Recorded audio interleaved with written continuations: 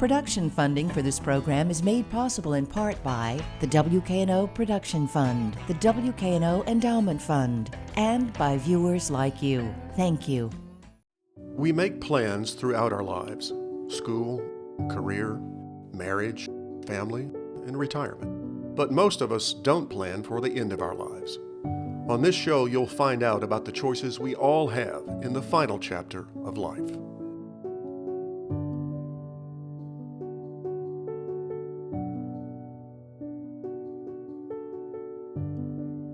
Honoring Choices, Advanced Directives, and You is made possible by grants from Honoring Choices, Tennessee, Vanderbilt Center for Quality Aging, and the Health Resources and Services Administration.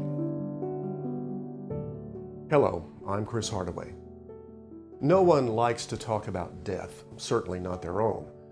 And that's borne out by the statistics.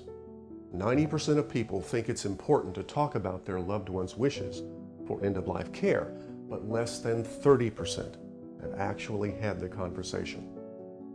On this program, we're going to talk about preparing for the end of life and the document that can speak for you if you can't.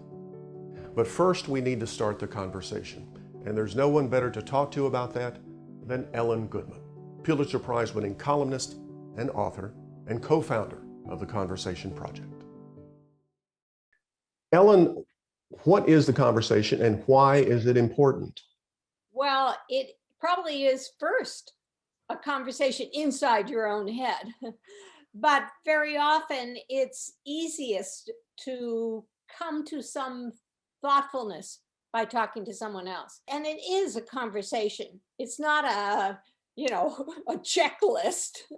It's not what do you want. It's not even a conversation necessarily between you and your doctor, but very often it should be a conversation between you and the people who may have to make decisions for you if you can't make decisions for yourself.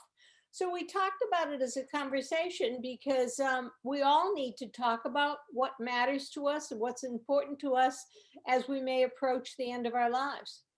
The most important thing that you need as you think about what matters to you at the end of your life is to make sure that you have someone who can make decisions for you if you can't make them for yourself. That is critical. It's more critical than even talking to your doctor. You need to have a healthcare provider, and you need to have it all through your lifespan. It's not just something that you need when you're very sick. On your website, the Conversation Project, you have some statistics, and one that stuck out to me was the fact that 92% of Americans say that it's important, as you've said, to discuss their wishes for end-of-life care, but only 32% have actually had the conversation. Why are we so reluctant to have that conversation? Well, first of all, that's an improvement. Believe it or not, when we first started doing our work, it was 90% of people thought it was important to have these conversations and only 27% had them. So that's a small percentage increase, but it represents about 12 million people who have had this and previously didn't.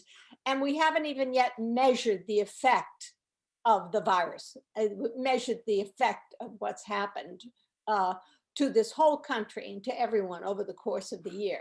So I suspect that there have been a lot more conversations. And it's hard for a very simple reason. It's hard talking about death. It's hard talking about loss. It's not a surprise. And for a long time, it was extremely hard. A good starting point for middle-aged children, say, who want to have this conversation is to say, Mom, Dad, I need your help. This immediately puts the parent in the parent role. They say, yeah, I need your help. I may come to a time when I have to make decisions for you, and I need to know what it is that you would want. Because we know when people do not have these conversations, there are much higher levels of guilt and depression and unhappiness. And the last thing you want to do is leave your children in that state of uncertainty about whether they did the right thing.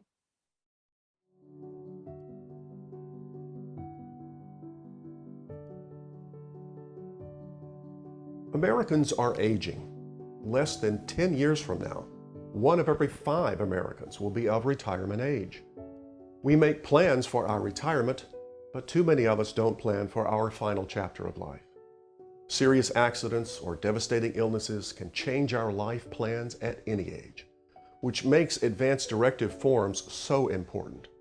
And yet so few people have filled one out. Well, an advanced directive is you communicating for your family your wishes should be you be unable to explain them or express them because of some incapacity, either dementia or an injury or medical illness that keeps you from saying that. An advanced directive is several things. First of all, it is a communication with your family. It should be written. That's what the law asks for. There is an advanced care plan. There is a physician's order for scope of treatment. Some of these things used to be called living wills, but the important part is talking with your family about this. That's what really matters, is that they know what you want and they have a chance to discuss it. The other key part of an advanced directive is naming an agent or a proxy or a surrogate or a POA. All these are different terms for the same concept, which is, if I can't speak for myself, I want to designate another person to be my voice, to carry out my wishes, to speak for me where I can't do it. Now is the right time to fill out an advanced directive form, because it's always the right time to fill out an advanced directive form. You and I could get hit by a meteor sitting here talking about this right now. These things can happen. We are just not aware of, or we can't predict it. And a lot of us have this magical thinking that, well, it's never going to happen to me. And, the people who live to be 120 in this world are the people who don't get sick. And the rest of us, there seems to be this hard stop, because look, for modern medicine's a wonderful thing. You got a clog in your heart, we can put a balloon in it. You got pneumonia, we can do high-powered antibiotics. Our ability to add days to people's lives is limited, though. There's no question about that. If that weren't true, that somehow if we just knew enough within any one case that we could kind of get over that hump, if that weren't true, there'd be at least 2 or 3 400-year-old people running around. And the fact that there aren't tells us that there is a hard stop. And if I have a choice of leaving this world suffering, or leaving this world not suffering, or leaving this world without my wishes being honored, I'll take leaving this world not suffering with my wishes honored every time. I've known cases both from my pastoral role as well as being there bedside with people at the hospital where these things have not been decided, but they're trying to verbalize them or trying to talk about them at that critical time. And quite often, that's the time when no one wants to listen, because it sounds like the person may be giving up, or it sounds like the person may not have the will to continue in life, when actually they may go on living, but they're trying to say something that's important that they have been thinking about, but may not have executed. And then, of course, you see those times when something does happen. Maybe a person is not able to come back and take care of themselves. And so now their wishes are left in the hands of a person who may be disconnected altogether. They may be a loved one, a close relative, but not know exactly how that person wanted to have their care executed in life.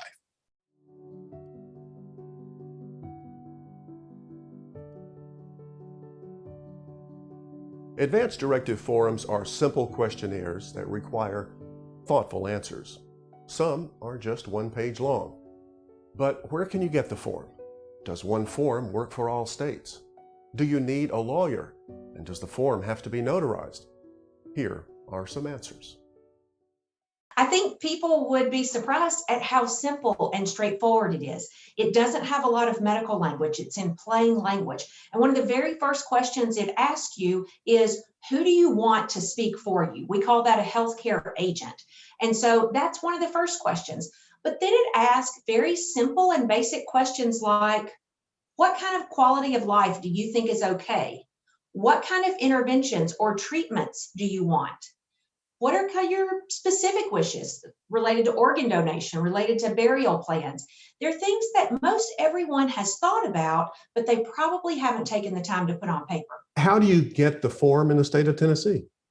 The form is on our website. You can just go to Tennessee Department of Health, which is tn.gov/health, and search for Advanced Directive. It's right there, simple 2-page form. You can download it and fill it out immediately.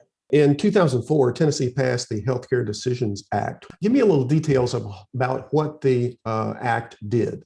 Sure. So here in Tennessee, we like to pride ourselves sort of on practical wisdom and practical approaches. And that's what this act did. It simplified the form. It's just 2 pages and it's in plain language. You don't have to be a doctor or a lawyer to figure it out.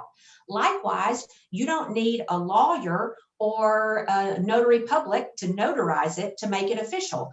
All you have to do is go on the website, print it out, fill it out, and give it to a family member or a friend, or even your healthcare provider, and that's it. It really simplified the process and made it a lot more accessible to all Tennesseans.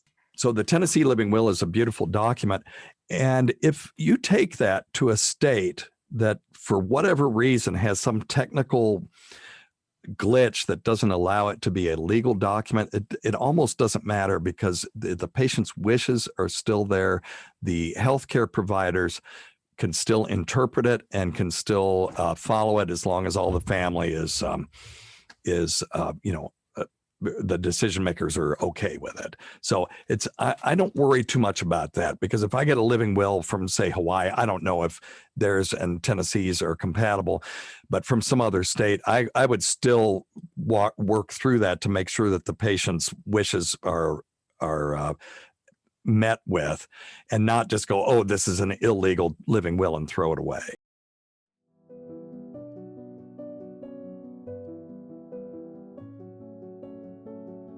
Real life is a learning experience for all of us. 55 years ago, Johnny Ray Thompson married his wife, Linda, after dating her for just 6 months. Both of them fell in love at first sight. They had 2 children, and then, at age 39, Johnny experienced extreme shortness of breath caused by a blockage in 4 of his arteries. Over the years, he underwent 2 bypass surgeries and lived with chronic heart disease and an aneurysm in his stomach. He died in January of 2021 from a heart attack. Just a year before, at the height of the COVID pandemic, Johnny and Linda had a conversation about the final chapter of their lives.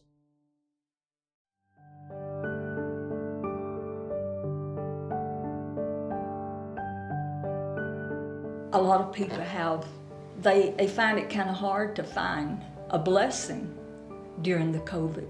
But I can truthfully say I found a blessing during COVID, because he and I talked about things that we'd never talked about. We discussed. Like one night we were talking, he said, Linda, at our age, one of us are gonna be leaving. And he says, it could be me or you.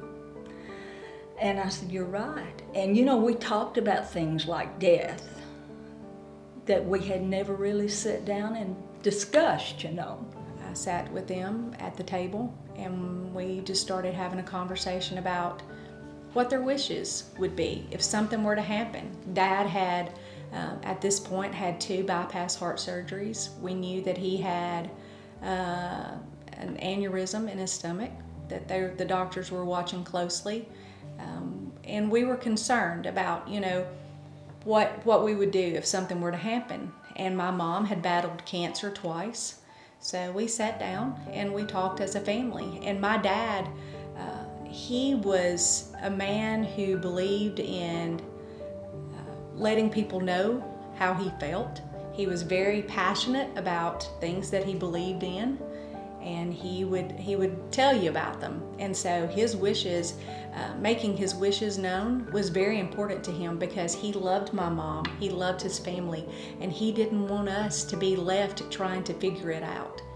And we talked about it that day, and he was so comfortable in saying, when it comes my time to go, I want to go peaceful.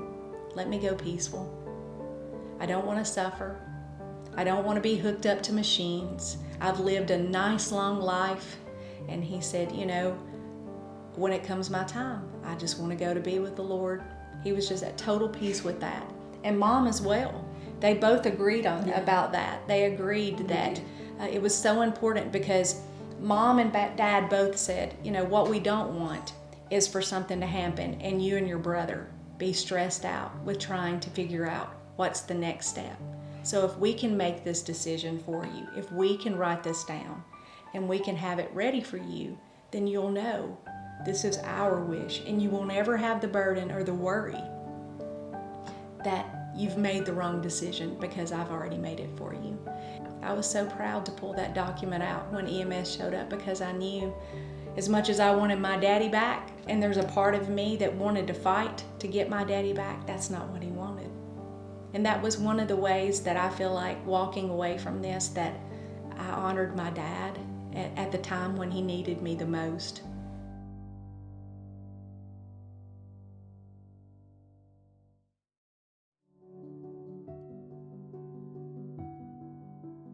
You've seen how important an advanced directive can be, but how can you make sure your choices will be honored? What do you do with the form after you filled it out? And can employers play a role in boosting the number of people who have completed an advanced directive?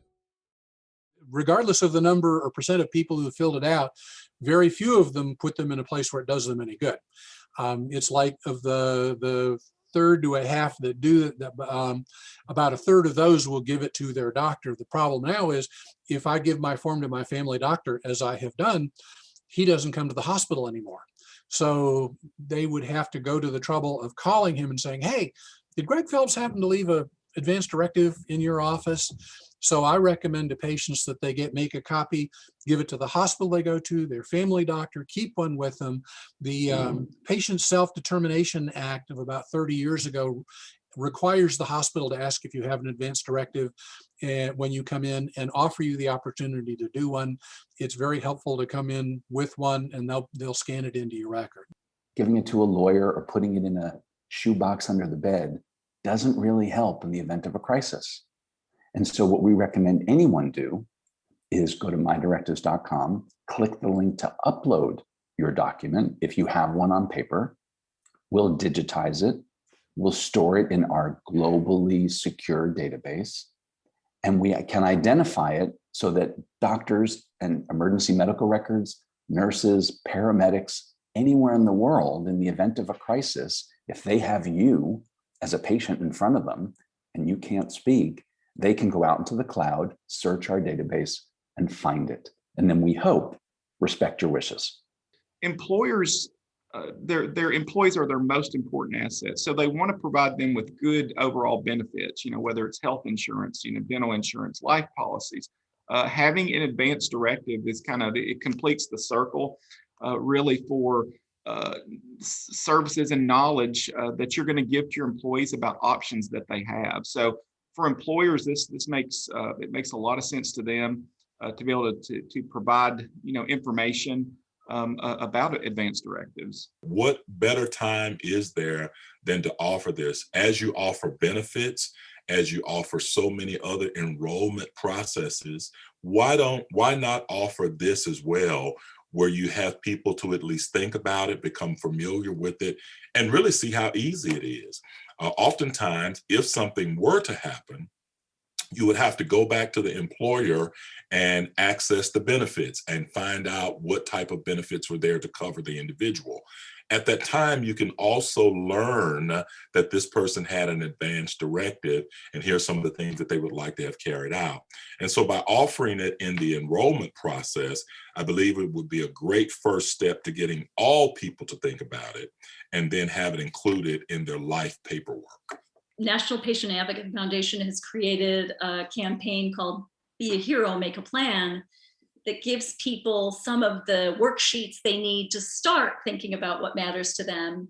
And then you can look to wonderful tools that are available, such as Prepare for Your Care, that has the forms for preparing an advanced directive. If employers help steer their colleagues to those sorts of resources and many others that exist to help people walk down this path that's so important, it does help normalize it in a very appropriate, timely, and annual way, which is important. just like any other paperwork you're planning, circumstances of your life change, you want to revisit that advanced directive and everything that precedes it based on your life circumstances as you continue along life's path. Employers play a pivotal role, and I couldn't underscore it more.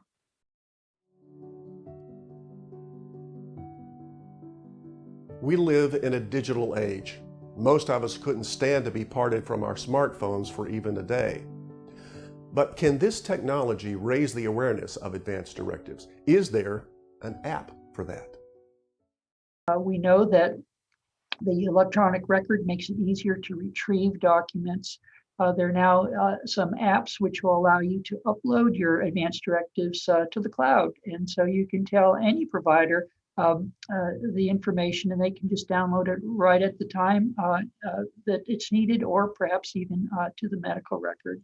In the future, I see a lot more what we call interoperability or connectivity between different medical records. So if you were to go to a health hospital or medical center on the other end of the state, they could have that same record. That would be a huge benefit. And then, like most things, we're starting to store a lot more of our personal information on our smartphones. And so it's completely feasible in the near future. It may already exist in some states and some areas that you have an app that you just show them a QR code, or they can download it from, and you have it right there at your fingertips. We have a mobile app. We also have a website. MyDirectives.com is the website, free to consumers. MyDirectives Mobile is the Apple mobile app, free to consumers. Any Android user is perfectly welcome on any Android device to go to mydirectives.com, and the site reconfigures for Android. We worked with Apple many years ago for some special features that allow Apple users to get links to their advanced care plan in front of the lock screen on your telephone. So a paramedic, in effect, could pick up your phone at a car accident, see that you have an advanced care plan at MyDirectives. Actually, your phone could show that I've named you, Cris, as one of my medical proxies, my healthcare agents. And the paramedic could push the button to dial you on a locked phone. And the paramedic, you would answer the phone saying, "Hey, Jeff," because you see it's a known number in your contacts. And the paramedic would say, "No, I'm sorry, Cris. My name is Bob. I'm the paramedic. Jeff just had a car accident. You're listed on his phone as one of his healthcare agents. Could you meet us at Vanderbilt Medical Center so that we could give him better care?" You can start making your advanced care plans by downloading the form and utilizing the resources on these websites.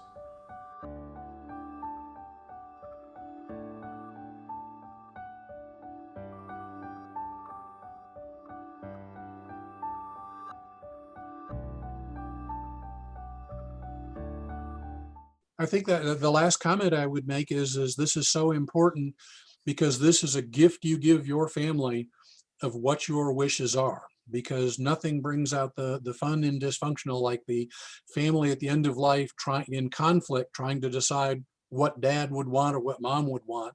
So many people get the advanced directive confused with a legal document or something that's huge, that is costly. It's not.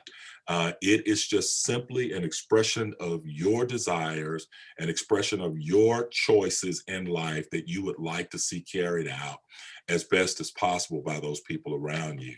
You get to somewhat say the who and the when, the where, and the how. And it doesn't cost anything to do that and to have a quality of life that you can enjoy. I think the most important reason to take action today is really to show love and care for those around you. Our society is getting older, and unfortunately, we're not necessarily getting healthier. This pandemic has shown us that illness and tragedy can strike at any time. And so take that extra step today. Go ahead and be ready. Have that difficult conversation, because a little work now will pay off in the long run. Honoring Choices, Advanced Directives and You is made possible by grants from Honoring Choices, Tennessee, Vanderbilt Center for Quality Aging, and the Health Resources and Services Administration.